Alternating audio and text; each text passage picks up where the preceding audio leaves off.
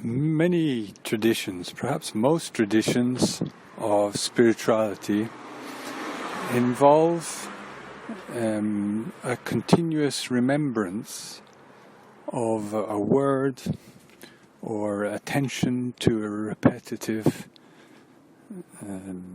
energy, so which would be like a mantra or something that one is repeated, the prayer of the heart in Christian traditions and the various dhikrs of the Sufi tradition. Often they are combined with the breath, or the breath itself is taken as the object of attention of the mind. This has the effect, as constantly practiced, to in a way hypnotize the mind. It brings the mind to a state of stillness or simple activity, which it reduces the mind's constant fluttering and agitation and distraction,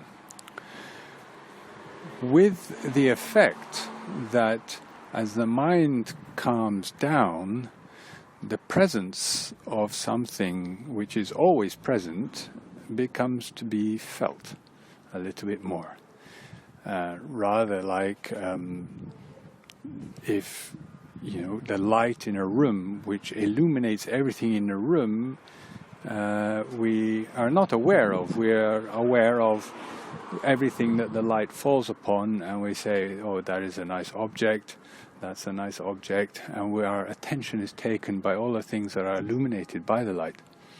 If we were to remove the objects from the room, then our attention would, or let's say we remove all but one object from the room, then our attention would grasp that object in such a clear way, and would also grasp that there is a light falling on the object by virtue of the simplicity of the object that we are looking for. So by simplifying mind, we become, and focusing on just one thing, like the mantra, it becomes clear to us the relationship of that one thing that is the object of our mind, and how we are able to be aware of it, and how we are conscious of it. And in that simplicity, the consciousness, the subject of awareness, becomes aware of itself as one of only two objects in the room, as it were. The person looking at the room, at it, and the illuminated object. This presence, therefore, begins to make itself felt, and its qualities begin to make itself felt as it is unperturbed by whatever object of experience we have in front of us.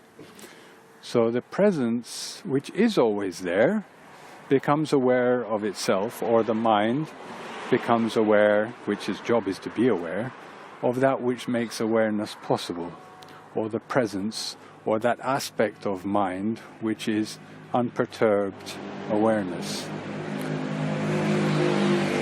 This is an empowering feeling, because we become aware of, we sort of walk through the world, but we are untouched by the world.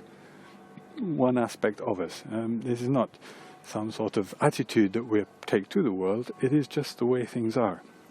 Some people are more aware of it, and others are less, and the goal of spiritual awareness is to become aware of who we are, not to change who we are, but simply to become aware of who we actually are, and in that sense we complete ourselves as human beings in our awareness of ourselves.